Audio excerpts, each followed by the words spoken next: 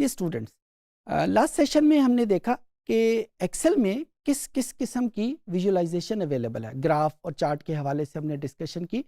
इस सेशन में हम कोशिश करेंगे कि उन विजुअलाइजेशन को इंटरप्रेट कर सके। अब कंप्यूटर ने जो काम करना था वो तो आपके सामने स्क्रीन पे आ गया।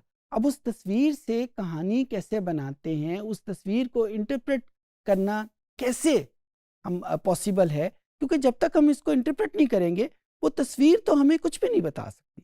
तो वो इंटरप्रिटेशन कैसे करेंगे, आज हम बेसिकली उस फीचर को हम डिस्कस करेंगे। तो आइए कंप्यूटर पे चलते हैं और पिछले सेशन में जो हमने कुछ ग्राफ्स और चार्ट्स डेवलप किए हैं उन्हीं को हम इंटरप्रेट करना सीखते हैं। ये स्टूडेंट्स, तो अब हम एक ग्राफ डेवलप कर लेते हैं और ग्राफ डेवलप करने के बाद हम उसको इंटरप्रेट करते हैं। ग्राफ किसके दरमियान में डेवलप करेंगे? एक मेरे पास वेरिएबल इनकम है और उसको मैंने सिलेक्ट कर लिया। दूसरा, आपके कीबोर्ड के ऊपर एक बटन मौजूद है जिसे हम कंट्रोल कहते हैं, CTRL। उसको आप प्रेस किए रखें और दूसरे किसी भी वेरिएबल को, फॉर एग्जांपल यहाँ पे वेरिएबल क्रेडिट डेट है, इसको मैंने सिलेक्ट कर लिया। ये टेक्निक हम हर उस वक़्त इस्तेमाल करेंगे जब हमने उन दो वेरिएबल को सिलेक्ट करना है जिनके दरमियान में कुछ कॉलम मौजूद हैं। यहाँ पे देखें, इनकम और क्रेडिट कार्ड के कॉलम के दरमियान में 3 कॉलम मौजूद है। तो इस वजह से जब भी हमने दो ऐसे कॉलम सेलेक्ट करने हो एक्सेल में जिनके दरमियान में कोई और कॉलम्स मौजूद हों, तो हम एक कॉलम को सिलेक्ट करने के बाद कंट्रोल का बटन प्रेस करते हैं और प्रेस रखते हुए दूसरे कॉलम को या दूसरे डेटा सेट को हम सेलेक्ट कर लेते हैं। यहाँ पे मैंने 2 कॉलम सेलेक्ट कर लिए। अब उसी तरीके से मैं कोई विजुअलाइजेशन यहाँ पे डेवलप करूँगा। जिस तरह पिछले सेशन में मैंने आपको बताया कि जब हमारे पास एक वेरिएबल है जिसकी हमने विजुअलाइजेशन डेवलप करनी है, उसके लिए मुझे यहाँ पे इंसर्ट को प्रेस नहीं करना बल्कि डेटा एनालिटिकल टूल में जाके हिस्टोग्राम वगैरह को सिलेक्ट करना है, क्योंकि वहाँ पे मैंने डेटा के इंटरनल स्ट्रक्चर देखना होता है। यहाँ पे क्योंकि 2 वेरिएबल सिलेक्टेड है तो लिहाजा मुझे इंसर्ट का मेन्यू यहाँ पे प्रेस करूँगा और ये जो चॉइसेस मेरे पास है इनमें से जो चॉइस सबसे आसान मेरे पास अवेलेबल है वो मैं रिकमेंडेड चार्ट्स के ऊपर जाऊँगा। 2 चॉइसेस मुझे यहाँ पे एक्सेल दे रही है, एक बार चार्ट के हवाले से और एक मेरे पास स्कैटर प्लॉट के हवाले से। Scatter plot is more popular, ज़्यादा सजेस्टिव है, ज़्यादा इंफॉर्मेशन प्रोवाइड करता है, तो मैं उसी को लेके आगे चलूँगा और हम डिस्कस करते हैं कि ये हमें किस किस किस्म की इंफॉर्मेशन हमें प्रोवाइड कर सकता है। यानी इस ग्राफ से हमें क्या पता चलेगा कि ये एक्सेल ने हमें वो 2 वेरिएबल की कहानी इस ग्राफ की मदद से बना तो दी है, लेकिन हमें इस कहानी से क्या पता चल रहा है।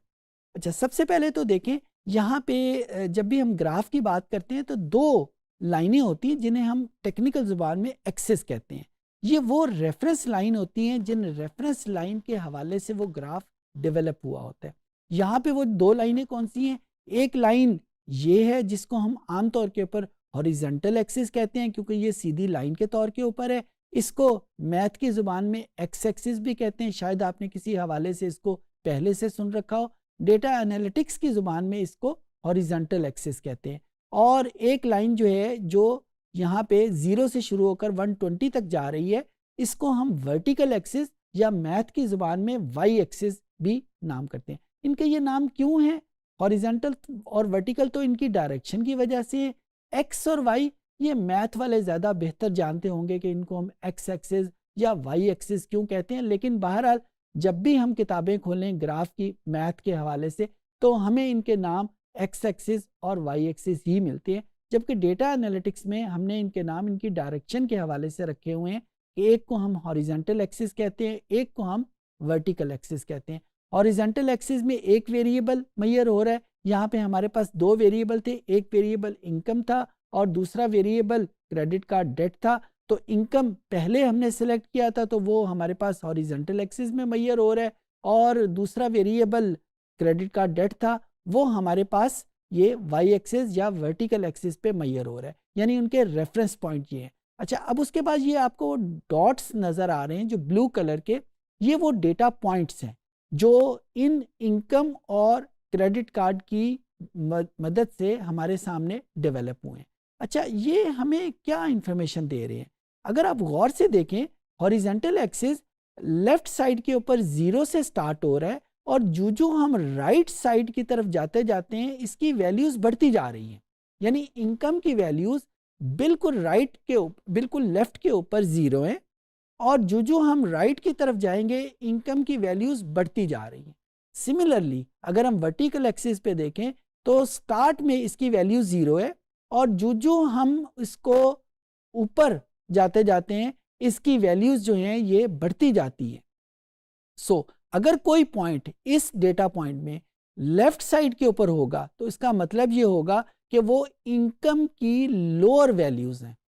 मैं दोहरा रहा हूं, अगर कोई पॉइंट इस ग्राफ के ऊपर लेफ्ट साइड के ऊपर होगा तो इसका मतलब है कि वो इनकम की लोअर वैल्यूज को रिप्रेजेंट कर रहा है। सिमिलरली अगर कोई पॉइंट इस ग्राफ में लोअर साइड के ऊपर होगा, हाइट के मुकाबले में हाइट को रेफरेंस बना के लोअर साइड पे होगा, तो हम कहेंगे कि वो इस क्रेडिट कार्ड डेट की लोअर वैल्यूज को शो करेगा। सो दो चीजें साथ साथ चल रही हैं, इनकम की वैल्यूज भी और क्रेडिट कार्ड डेट की वैल्यू भी। अच्छा, सिमिलरली इसी चीज को मैं दूसरी तरीके से यूं भी कह सकता हूं कि इस ग्राफ के ऊपर अगर कोई पॉइंट इस राइट साइड पे राइट एरिया में होगा तो वो इनकम की हायर वैल्यूज को शो कर रहा है क्योंकि राइट साइड के ऊपर इनकम हाई होती जा रही है। सिमिलरली इस पर्टिकुलर ग्राफ में अगर कोई पॉइंट हाइट के मुकाबले में बहुत ऊंचा होगा तो उसका मतलब क्या होगा कि वो उसकी क्रेडिट कार्ड की हायर वैल्यूज को शो कर रहा है। सो यहाँ पे अगर आप ये देखें जिस पॉइंट के ऊपर इस वक्त मेरा कर्सर है,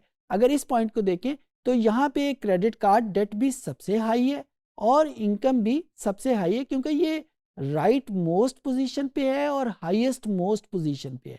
सिमिलरली इस ग्राफ को देखते हुए मैं ये कह सकता हूँ कि जो मेरे पास इनकम की वैल्यूज बढ़ती जा रही हैं, क्रेडिट कार्ड की वैल्यूज भी उस हिसाब से बढ़ती जा रही हैं।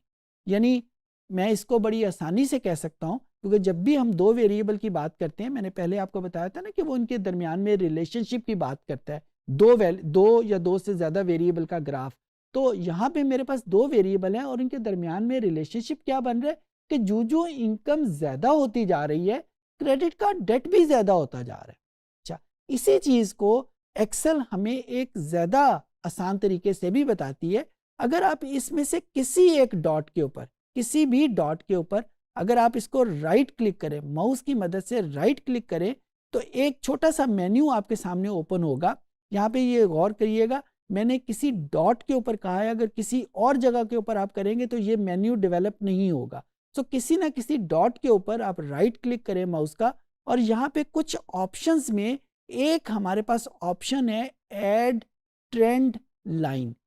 ठीक है, इस ऐड ट्रेंड लाइन को आप क्लिक करें तो एक और मेन्यू आपकी स्क्रीन की राइट साइड के ऊपर आएगा और उसमें आपको कुछ ऑप्शन दे रहा है। और जो ही ये मेन्यू आया है, अगर आप इस ग्राफ को गौर से देखें तो एक छोटी सी लाइन हमारे सामने डेवलप हो गई है।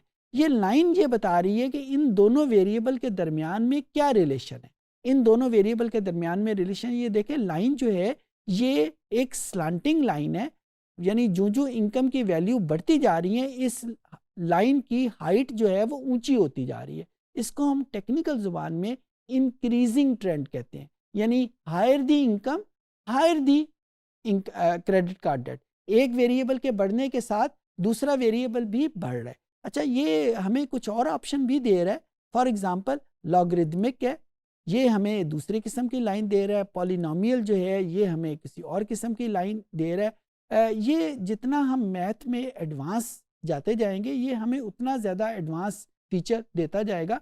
जो सबसे ज़्यादा मार्केट में यूज़ होने वाली फीचर है और जो सबसे ज़्यादा समझ आने वाला है, जिसके लिए कोई ख़ास मैथ की ज़रूरत नहीं होती, वो ये लीनियर ट्रेंड है जो हमें ये बताता है कि जो ही हम किसी एक वेरिएबल की वैल्यू को बढ़ाते हैं तो दूसरे वेरिएबल के ऊपर क्या असर होता है। यहाँ पे कौन से दो वेरिएबल है, एक वेरिएबल इनकम है और दूसरा वेरिएबल क्रेडिट कार्ड डेट है।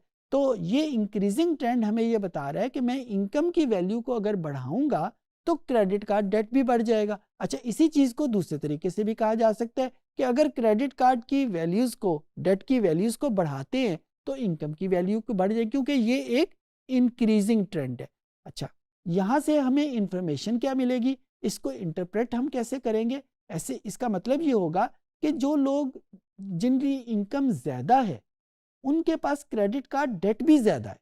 अब ये देखें, ये एक डिफरेंट किस्म की इंफॉर्मेशन है जो हमें इसी ग्राफ से मिल रही है। जब ये ग्राफ मेरे पास नहीं था तो मुझे ऐसी कोई इंफॉर्मेशन नहीं थी कि इनकम का क्रेडिट कार्ड डेट के साथ कोई ताल्लुक भी है या नहीं। यहाँ पे इस ग्राफ से हमें पता चला कि जो जो इनकम ज़्यादा होती है हमारे पास क्रेडिट कार्ड डेट भी ज़्यादा होता जा रहा है। एक और एग्जांपल करते हैं जिसमें इनकम को एज के साथ रिलेट करके देखते हैं।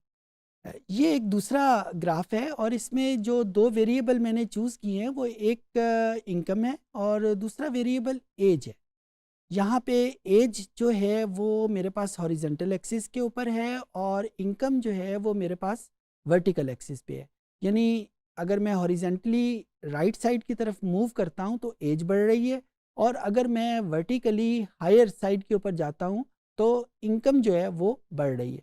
अच्छा, अब इस ग्राफ से मुझे क्या पता चल रहा है? इस ग्राफ से मुझे ये पता चल रहा है कि एज के बढ़ने के साथ इनकम उस तरह से नहीं बढ़ रही। सिर्फ मिडिल एजेस की, जिनकी एजेस जो हैं वो 60 के करीब हैं, चंद एक कस्टमर, चंद एक रिस्पोंडेंट ऐसे हैं जिनकी इनकम जो है वो काफ़ी ज़्यादा है। अदरवाइज सारे कस्टमर जो हैं वो एक जैसी इनकम पे हैं।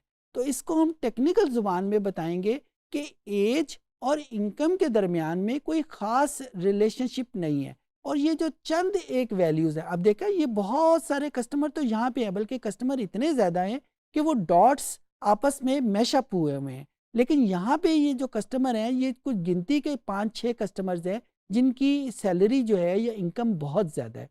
टेक्निकल ज़ुबान में इन चंद एक वैल्यूज़ को हम कहते हैं आउटलायर, OUTLIER।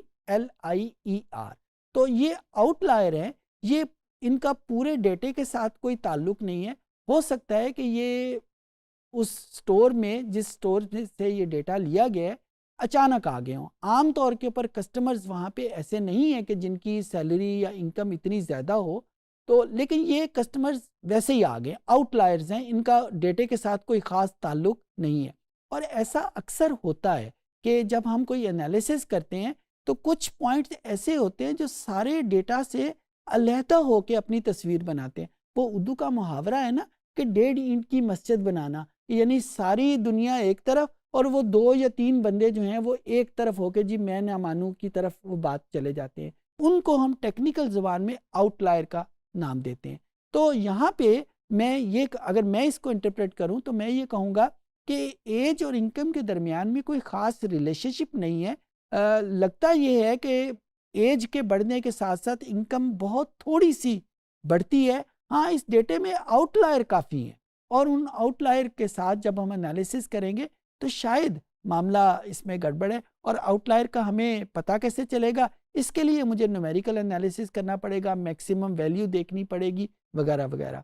लेकिन इस पर्टिकुलर ग्राफ से मुझे जो नज़र आ रहा है कि एज और इनकम के दरमियान में कोई ख़ास रिलेशनशिप नहीं है। यानी मैं ये नहीं कह सकता कि जो इंसान की या कस्टमर की उम्र बढ़ रही है उनके पास इनकम भी ज़्यादा हो रही है। ये कहना बहुत मुश्किल है।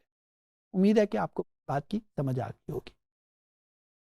इस सेशन में हमने सीखा कि हमारे पास जो MS एक्सेल ग्राफ और चार्ट की सूरत में विजुअलाइजेशन डेवलप करती है उसको हम इंटरप्रेट कैसे करते हैं।